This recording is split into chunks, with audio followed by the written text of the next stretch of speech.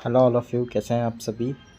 तो आज जो हम टॉपिक डिस्कस करने वाले हैं वो डिस्कस करने वाले हैं वेज डिटर्मिनेशन। जैसा कि आप सभी लोग जानते हैं, यहाँ पर हम यूजीसी नेट 2024 जून के लिए हम तैयारी कर रहे हैं और इसमें मैंने आपको यूनिट 2 ऑलमोस्ट कंप्लीट करा दी है और आज या कल में यूनिट 2 ख़त्म हो जाएगी, राइट। तो हमारा अभी जो टॉपिक है वो है वेज डिटर्मिनेशन। वेज डिटर्मिनेशन में हम जो पढ़ने वाले हैं कई अलग अलग थ्योरीज़ पढ़ेंगे और जो वेज डिटर्मिनेशन होता है वो क्या है एक्चुअली वो हम समझेंगे, ठीक है। तो जो भी नए हैं इस चैनल पे मैं बताता हूँ कि आई एम अक्षय और मैंने ऑलरेडी जो है यूजीसी नेट क्वालिफाई किया है। यहाँ पे मैं इसलिए हूँ कि आप लोगों को जो है जो प्रॉब्लम्स होती हैं जो यूजीसी नेट करने में, या किसी को भी अगर किसी के पास पैसे नहीं हैं तो ऑलमोस्ट मैं उसकी हेल्प कर सकूं, बस इतने के लिए ही मैं जो हूँ वो यहाँ पे हूँ, थोड़ा बहुत गाइडेंस देने के लिए। Okay, I am also an assistant professor. Okay, चलिए तो फिर हम जो है चलते हैं फिर नेक्स्ट पे, देखते हैं क्या होता है वेज डिटर्मिनेशन नाउ। चलिए, what wage determination, right. Wage determination क्या है? ओके, तो वेज डिटर्मिनेशन जो है वो क्या बताता है, राइट। ये हम वेज डिटर्मिनेशन जो है एक प्रकार से आपको नाम से समझ में आ रहा होगा कि जहाँ हम वेज को फिक्स कर देते हैं, या कंपनी जहाँ पे वेज को जो है वो फिक्स करती है या सैलरी को फिक्स करती है, ठीक है। वेजेस जो हम वर्कर्स को देते हैं और सैलरीज़ जो हम एम्प्लॉयज़ को देते हैं, ये ऑलवेज़ आपको पता होगा कि ये दोनों चीज़ें अलग अलग होती हैं, ठीक है। बाकी इसको आप जो है कई बार जो है वो एक साथ यूज़ कर लेते हैं, ठीक है। चलिए, तो इसमें क्या होता है, कैसे हम वेज डिटर्मिनेशन करते हैं, इसके लिए हम कई सारे क्वेश्चंस जो है हमारे सामने होते हैं एक ऑर्गेनाइजेशन के सामने। तो is organisation capable of paying wages which are prevailing in the industry in which it operates. मान लीजिए टाटा स्टील है। टाटा स्टील जिस इंडस्ट्री में प्रिवेल करती है, स्टील इंडस्ट्री में, क्या उस इंडस्ट्री में वेजेस किसी एक पोस्ट के लिए, पर्टिकुलर पोस्ट के लिए है तो वो उतना पे आउट कर रहा है क्या? फॉर एग्ज़ाम्पल फाइनेंस मैनेजर ले लेते हैं। फाइनेंस मैनेजर की क्या जो है वो पे आउट है, ठीक है। या एक कोई वर्कर काम कर रहा है जो कि स्टील से संबंधित, मतलब बिल्कुल ही छोटे लेवल पे कर रहा है, तो उसकी क्या पे आउट है, क्या उतना जो है जितना इंडस्ट्री में है उतना देने के बारे में या देने के लिए जो है कैपेबल है क्या ऑर्गेनाइजेशन, ये चेक करना, ठीक है। तो ये क्वेश्चन उठता है। फिर whether wage range provide for merit increase. क्या वेज जो है उसकी रेंज जो है वो मेरिट जब भी बढ़ती है तो उसके लिए दिया जाएगा, ठीक है। ये क्वेश्चन रहेगा, ठीक है। फिर actual amount in rupees to be assigned to various grade jobs. अलग अलग जो भी जॉब्स होती हैं, जिन जो ग्रेड्स दिए जाते हैं ना, अलग अलग जो ग्रेड्स दिए जाते हैं जॉब्स को, तो क्या जो जॉब्स को ग्रेड्स दिए हैं उसके एक्चुअल अमाउंट के हिसाब से, या उसको जितना मिलना चाहिए वो है, the actual amount in rupees to be assigned to various grades jobs, ठीक है। और फिर what to do with wage and salary that are out of line once these decisions have been made। और एक बार अगर हम वेज और salary दे दें और अगर वो आउट ऑफ लाइन है तो फिर क्या होगा, कौन सा डिसीज़न, कैसे हम जो है वो उसको चेंज करेंगे और उस डिसीज़न के साथ क्या करेंगे, ये सारी चीज़ें हम वेज डिटर्मिनेशन के अंदर देखते हैं, ठीक है। और जानते हैं कि किस तरीके से जो है वो वेज डिटर्मिनेशन काम करता है। ये सारे क्वेश्चंस सामने होते हैं जब हम वेज डिटरमाइन करते हैं किसी भी ऑर्गेनाइजेशन में, किसी पर्टिकुलर एम्प्लॉयज़ या होल जो ग्रुप ऑफ एम्प्लॉयज़ होता है जो सेम वर्क करता है उनके लिए। चलिए नेक्स्ट देखते हैं स्लाइड में क्या है, थोड़ा और समझते हैं इसको ही।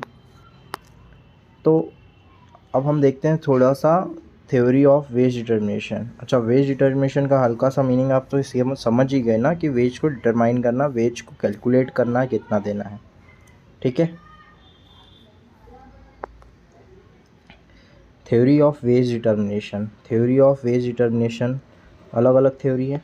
Subsistence theory, wage fund theory, surplus value theory, residual claimant theory, marginal productivity theory, bargaining power theory.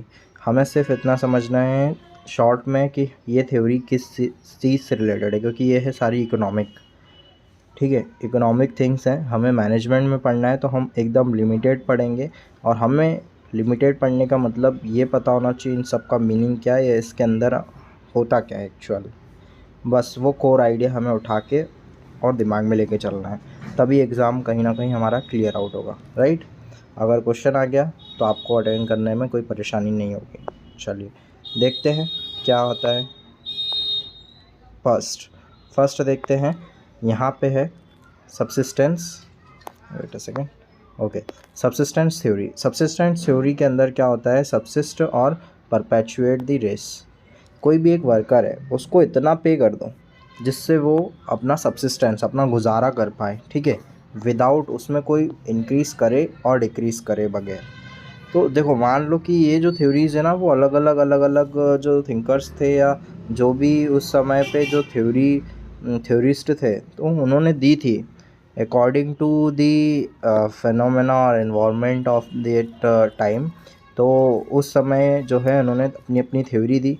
सबसे पहले उसमें से आई थी सब्सिस्टेंस थ्योरी, क्योंकि सबसे बेसिक कोर ही यही बनता है कि आप किसी को भी काम करने के लिए दे रहे हो तो उसको जीविका का साधन देना, ठीक है, मीन्स सब्सिस्टेंस थ्योरी, जहाँ आप सिर्फ एक पर्सन को उतना ही दे रहे हैं पे आउट जिससे वो अपना गुजारा कर पाए, खा पी सके, like food,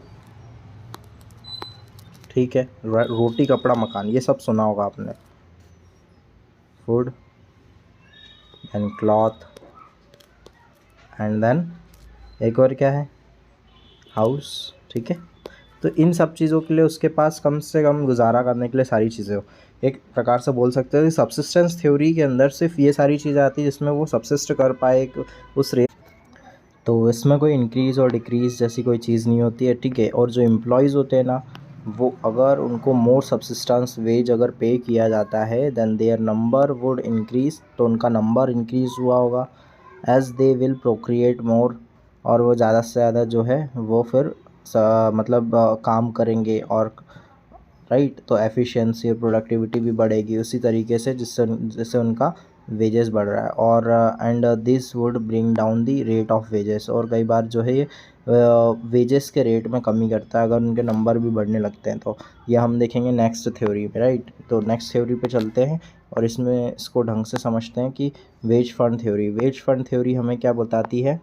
veg fund theory में जो मिल है, जो एक पर्टिकुलर थिंकर है, ये आप बोल सकते हो कि जो ये थ्योरी पूरी जो इकोनॉमिक्स से रिलेटेड, उसमें मिल व्यक्ति हैं जो इन्होंने ये बोला है कि जो वेजेस होता है, राइट, वो मेनली काय पे डिपेंड होता है, तो डिमांड जो होती है और जो सप्लाई होती है ना लेबर की, उसके ऊपर डिपेंड करता है, और जो पोर्शन है between capital available and the population.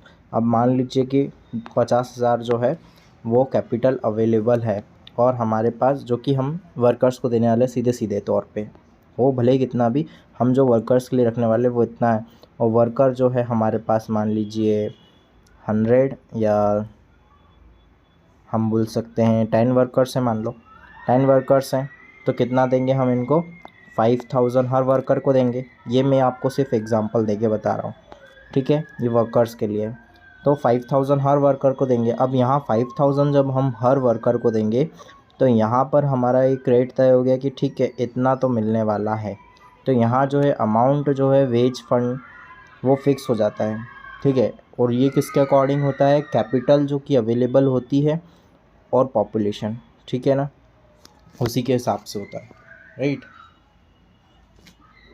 तो यहाँ देखिए हम ये बोल सकते हैं कि यहाँ पर हमारा वेज फंड जो है वो एक बार फिक्स कर दिया जाता है, किसके रेशो में, कैपिटल और पॉपुलेशन के रेशो में, और उसी के अकॉर्डिंग जो है वो सही रहता है। तो वेज फंड जो है वो फिक्स्ड हो जाता है वेज फंड थ्योरी में, ठीक है, ये याद रखना है अपने को, ठीक है। और ये किसके ऊपर डिपेंड करता है, mainly demand and supply of labour के ऊपर। चलिए नेक्स्ट हम चलते हैं, सरप्लस वैल्यू थ्योरी में मार्क्स बोलते हैं कि मार्क्स ने क्या बोला है कि इसको इम्प्रूव किया रिकॉर्डो वाली थ्योरी को, जो लेबर की रिकॉर्डो की थ्योरी थी, वो ये बोलते हैं कि it was not the pressure of population के इससे थोड़ी ना ही जो है वो वेजेस जो हैं वो गिर जाती हैं टू सब्सिस्टेंस लेवल तक, but rather the existence of large number of unemployed people. इनका कहना क्या है कि इनका ये मानना नहीं है कि सिर्फ और सिर्फ पॉपुलेशन की वजह से गिर रही है, इनका मानना है, इन्होंने सिर्फ अनदर वर्ड दिया है कि अनएम्प्लॉयड, पॉपुलेशन की जगह अनएम्प्लॉयड जो वर्कर हैं उनकी वजह से जो है वो वेजेस कम होती हैं। ठीक है, ये वो कारण इन्होंने इसमें बताया है और उसका एक एग्जिस्टेंस बताया कि जो अनएम्प्लॉयड है उनके कारण जो है, जो लार्ज नंबर में है उनके कारण जो है वेजेस गिर रहा है, राइट। तो इन्होंने ये जो है कंट्रीब्यूशन दिया था, ठीक है, और इसको इम्प्रूव किया था, जो रिकार्डो की लेबर थ्योरी थी, राइट। नेक्स्ट हम करते हैं, चलते हैं। तो नेक्स्ट जो है वो है residual claimant theory. Residual claimant theory में क्या आता है, यहाँ जो वॉकर है उन्होंने डिफ़ाइन किया है कि there are 4 factors of production, land, labour, capital, आप जानते हो, ठीक है, और एंटरप्रेन्योर। 4 है, लैंड, एंटरप्रेन्योर, कैपिटल और लेबर। ये चारों आपने पढ़ते हुए आए होंगे, ठीक है, ग्रेजुएशन पोस्ट ग्रेजुएशन में। तो ये चारों जब फैक्टर्स ऑफ प्रोडक्शन जो हैं इसके ऊपर जो है बेस होता है कि जो थ्योरी इन्होंने बोली, उन्होंने क्या बोला कि after all factors of production gave received compensation, gave और रिसीव्ड कंपनसेशन, ठीक है। तो इस केस में क्या होता है, हैव रिसीव्ड कंपनसेशन, यहाँ हैव होगा, गेव नहीं होगा, okay, have received compensation for their contribution to the process, the amount of capital left over will go to the remaining factor, ठीक है।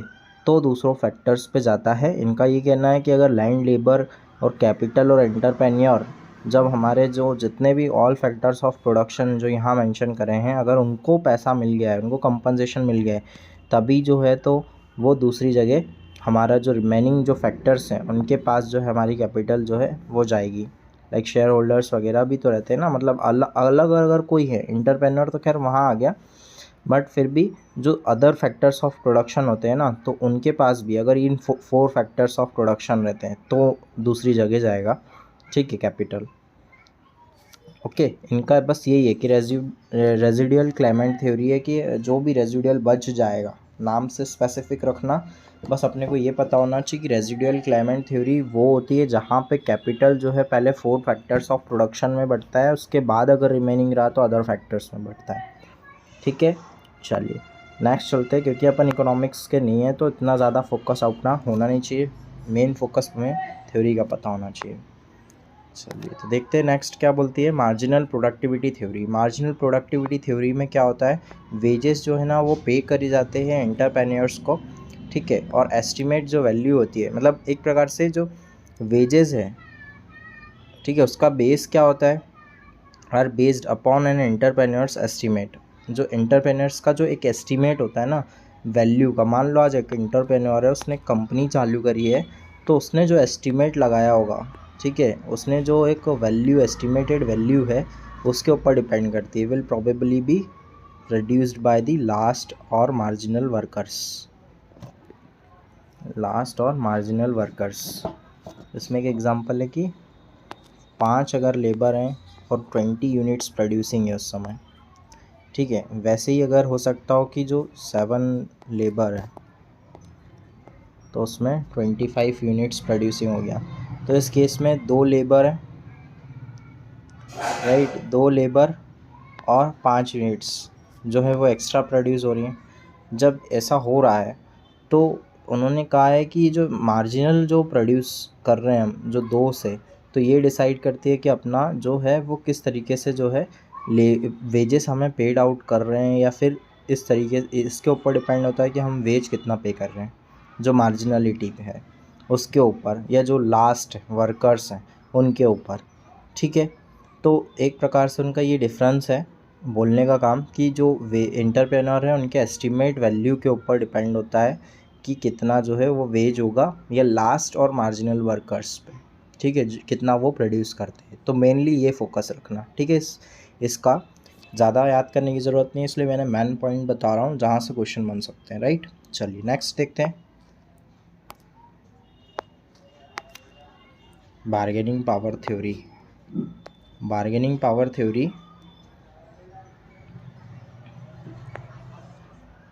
इस थ्योरी में वेजेस, आवर्स और वर्किंग कंडीशंस जो हैं उनके हिसाब से बताया जाता है कि relative bargaining of the parties to the agreement कितनी रहने वाली है।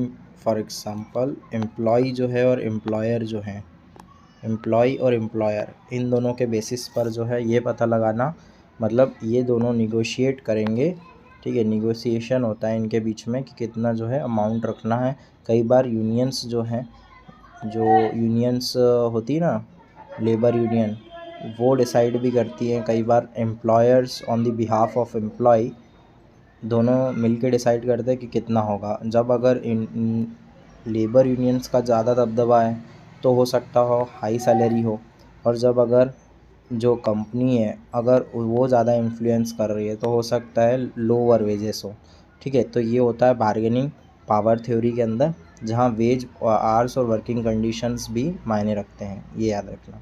चलिए, तो यहाँ तक जो है हमारा ये टॉपिक फिनिश होता है। और अब हम जो देखने वाले हैं, नेक्स्ट देखने वाले हैं इंसेंटिव्स। इंसेंटिव्स के अंदर कई सारे अलग अलग इंसेंटिव प्लान्स हैं, हेल्से लाइक और रोवन, ठीक है।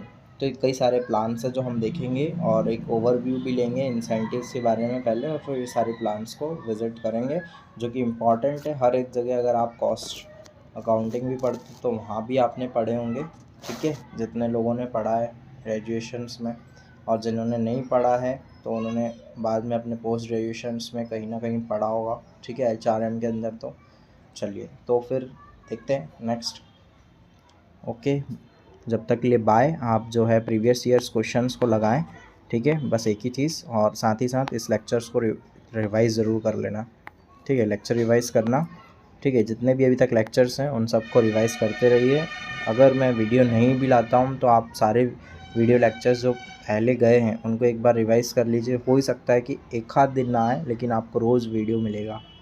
शायद ही कोई एक दिन हफ्ते में अगर छूट जाता है तो, नहीं तो डेली एक वीडियो तो मेरा आएगा ही आएगा। और हफ्ते के हिसाब से मैं चल रहा हूँ कि 1 वीक के अंदर पूरा यूनिट फिनिश आउट हो जाए, ठीक है। मेन जो भी चीज़ें हैं 5 to 7 यूनिट्स तक हम देखते हैं, कवर आउट करते हैं, कोशिश करते हैं, हो सकता है, ठीक है। चलिए, तो फिर मिलते हैं, क्योंकि आपकी जो एग्ज़ाम है वो 18th को है। तो like, share and subscribe and bye bye.